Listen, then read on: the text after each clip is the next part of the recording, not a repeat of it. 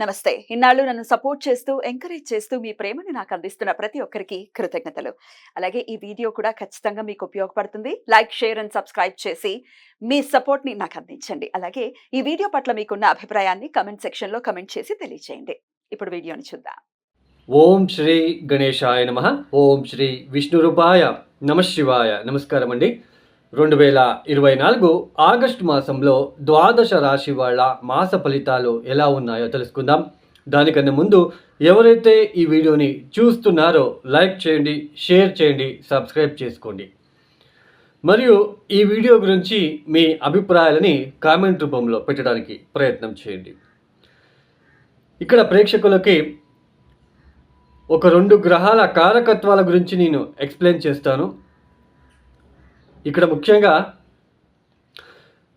ఏ గ్రహమైనా బలహీనపడినప్పుడు హోమాలు లేదా వాటికి సంబంధించిన జమ్స్టోనే కాదండి, ప్రకృతికి సంబంధించిన పరిహారాలు కూడా ఉన్నాయి. సమాజానికి సంబంధించే పరిహారాలు కూడా మనం చేసుకోవచ్చు. వాటిని పాటిస్తూ వెళ్ళాలి. మనం ఓన్లీ దేవుడికి మొక్కుకోవడము లేదా హోమాలు జరిపించుకోవడము లేదా జమ్స్టోన్ పెట్టుకోవడము ఇది పక్కన పెట్టేసి మనకి కొన్ని ప్రకృతి పరంగా మరియు సామాజిక పరంగా కూడా పరిహారాలు మనము ఎలా చేసుకోవచ్చు అని ఒక 2 మినిట్స్లో మీకు చెప్పేస్తాను.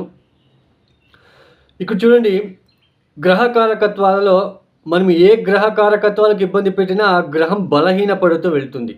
ఇది బాగా గుర్తుపెట్టుకోండి. ఫర్ ఎగ్జాంపుల్, సూర్యుడు పితృకారకుడు. తర్వాత ముఖ్యంగా గవర్నమెంట్ రిలేటెడ్ జాబ్స్కి మంచి పెద్ద పదవీలు మనకి రావాలంటే సూర్యుడు చాలా ప్రముఖమైన పాత్ర వహిస్తారు. తర్వాత దేవతా కార్యాలకి ఇబ్బంది పెట్టినట్లు కనుక అయితే, తండ్రి సమానాల వ్యక్తులకి అవమానించినట్లు కనుక అయితే సూర్యుడు బలహీనపడుతూ వెళ్తాడు. సో సూర్యుడికి మనము సూర్యుడు బలిష్టంగా ఉండాలి, సూర్యుడు మన జాతకంలో బాగుండాలి అని మీరు కోరుకున్నట్లు కనుక అయితే ఇన్కమ్ ట్యాక్స్ని కరెక్ట్గా పే చేయడానికి ప్రయత్నం చేయండి. ఇది మీరు బాగా గుర్తుపెట్టుకోండి. ఇన్కమ్ ట్యాక్స్లని బాగా అప్పటికప్పుడే మీరు పే చేసుకుంటూ వెళ్ళండి. గవర్నమెంట్కి మోసాలు చేయవద్దు. తర్వాత పితృకార్యాలను సరిగ్గా జరుపుకోవడానికి ప్రయత్నాలు చేసుకోండి. తర్వాత పితృ సమానులకి మీరు దయచేసి వాళ్ళకి రెస్పెక్ట్ ఇవ్వండి. తర్వాత ముఖ్యంగా గవర్నమెంట్ రిలేటెడ్ ప్రాపర్టీస్ని మన ప్రాపర్టీస్ లాగా చూసుకోవడం ద్వారా కూడా సూర్యుడు మనకి ఫేవరబుల్గా మనకి పాత్ర వహిస్తాడు అని చెప్పుకోవచ్చు. ఇకపోతే బుధ గ్రహ కారకత్వాలు ఏంటి? మేనమావయ్య మనకి బుద్ధి కారకుడు అవుతాడు. తర్వాత ఇక్కడ ముఖ్యంగా మ్యాథమెటిక్స్కి చాలా ఇంపార్టెంట్ అయిన గ్రహము. తర్వాత తెలివితేటలకి చాలా ఇంపార్టెంట్ అయిన గ్రహము. గ్రీన్ కలర్కి ఆయన ప్రముఖమైన పాత్ర వహిస్తారండి. తర్వాత ముఖ్యంగా జ్యోతిష్యులకి, చార్టెడ్ అకౌంట్కి ఈ యొక్క బుధుడు చాలా ముఖ్యమైన పాత్ర వహిస్తారు. ఇక్కడ ముఖ్యంగా బుధుడు, మనము చిన్నపిల్లలు పుట్టినప్పుడు మాటలు సరిగ్గా రాకపోతే బుధుడి ఒక లోపం అనేది ఖచ్చితంగా ఉంటుంది జాతకంలో. ఇక్కడ బుధుడికి మనము ప్రకృతి పరంగా ఎలాంటి పరిహారాలు చేసుకోవచ్చు అంటే, బుధుడు ఎందుకు బలహీనపడతాడు?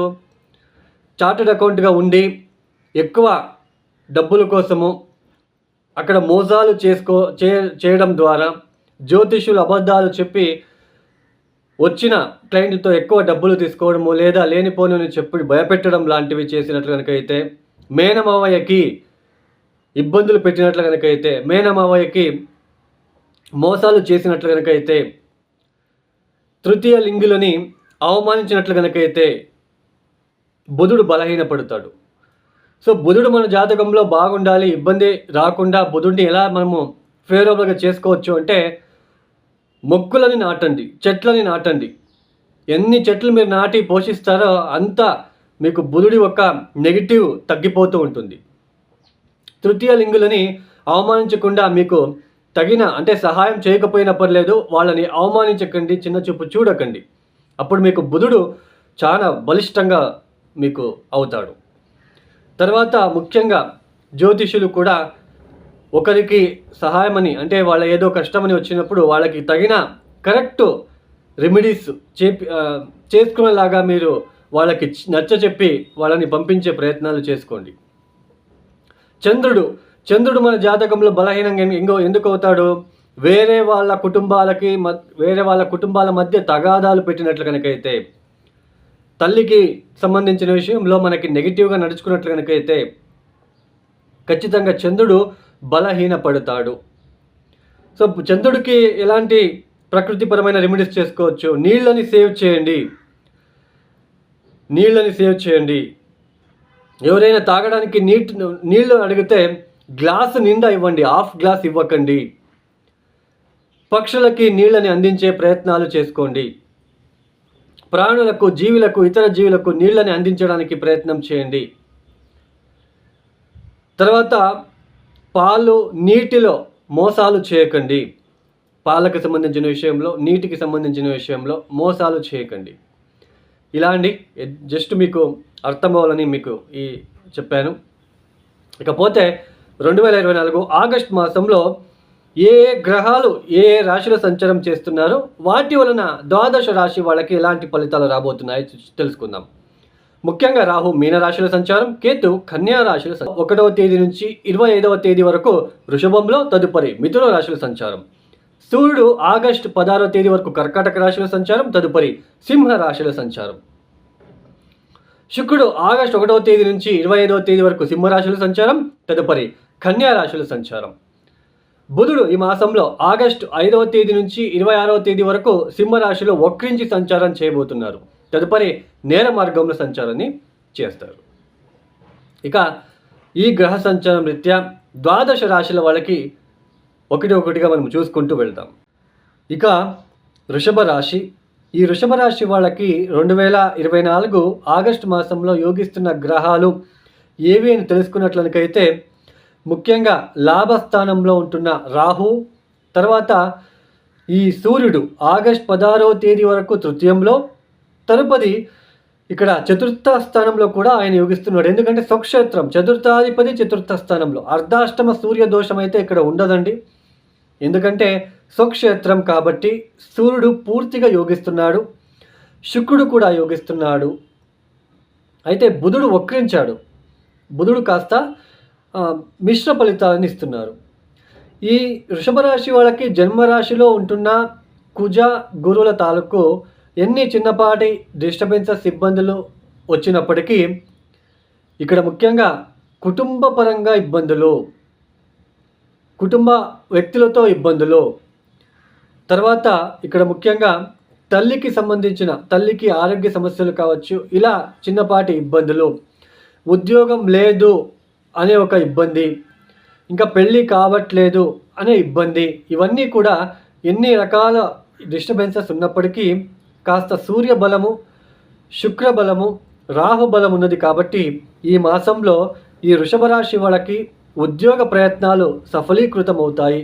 ఖచ్చితంగా మానకుండా మీరు ప్రయత్నాలు చేసుకోండి, ఉద్యోగం రావడానికి ఎక్కువగా అవకాశాలు ఉంటాయి. తర్వాత ఇక్కడ ముఖ్యంగా దశమంలో శని వక్రించినప్పటికీ, దశమాధిపతి దశమస్థానంలో శని వక్రించినప్పటికీ సూర్యుడు కూడా దశమాన్ని చూస్తున్నాడు. ఉద్యోగం రావడానికి అవకాశాలు ఎక్కువగా ఉంటాయి.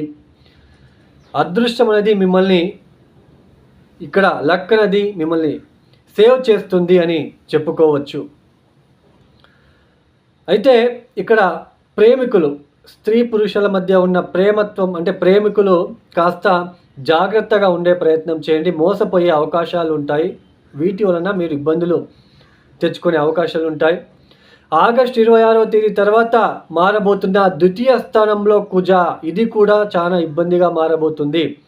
శారీరకంగా కొద్దిగా అక్కడక్కడ గాయాలు కావచ్చు, చిన్నపాటి కిందకి పడడం లాంటిది, లేదా ఎక్సెస్ ఆఫ్ హీట్, లేదా సరిగ్గా భోజనం చేసుకోలేకపోవడము, వాటి వలన వచ్చే ఇబ్బందులు కావచ్చు. ఇలా కొద్దిగా శారీరకంగా అలసట ఏర్పడుతుంది, లేదా మనం మాట్లాడే ఒక విధానం వల్ల ఇబ్బందులు తెచ్చుకోవడం లాంటిది కూడా ఇక్కడ కనిపిస్తూ ఉంటుంది. కుజుడు ద్వితీయ స్థానంలో వృషభ రాశి, వృషభ లగ్నానికి యోగించడు. స్త్రీ పురుషుల మధ్య ఒక వ్యామోహం పెరిగే సూచనలు ఆగస్ట్ చివరి వాసం నుంచి అయ్యే ఆస్కారం ఉంటుంది. సో అలా వెళ్లకుండా కాస్త జాగ్రత్తగా ఉన్నట్టు కనుకైతే వచ్చే ఇబ్బందుల నుంచి బయటపడతారు. కాస్త ఆర్థికంగా కూడా ఖర్చులు ఎక్కువగా చూపిస్తూ ఉంది. కుటుంబపరమైన ఇబ్బందులు చూపిస్తూ ఉంది. భార్యాభర్తల మధ్య కొన్ని అనానుకూలత చూపిస్తూ ఉంది. ఉద్యోగంలో స్వప్రయత్నంతో మీరు ముందుకు వస్తే ఖచ్చితంగా శుభ ఫలితాలని అందుకుంటారు. సంతానం పట్ల కూడా కాస్త ఇబ్బంది చూపిస్తూ ఉంది ఈ ఒక మాసంలో. ఈ వృషభ రాశి వాళ్ళు తప్పనిసరిగా ప్రతిరోజు ఆదిత్య స్తోత్ర పారాయణం చేసుకోండి. సూర్యుడికి అర్ఘ్యం ఇవ్వండి.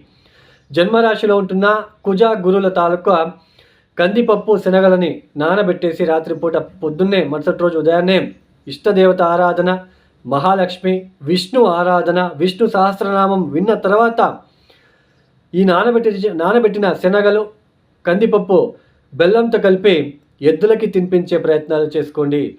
కాలభైరవేశ్వరుడికి నూల నూనెతో అభిషేకాలు చేసుకోండి. గుమ్మడికాయ దీపం పెట్టండి. ఖచ్చితంగా శుభ ఫలితాలని అందుకుంటారు. ఈ యొక్క వీడియో మీకు నచ్చితే లైక్ చేయండి, షేర్ చేయండి, సబ్స్క్రైబ్ చేసుకోండి. సర్వే జనో సుఖినో భవంతు. ధన్యవాదములు.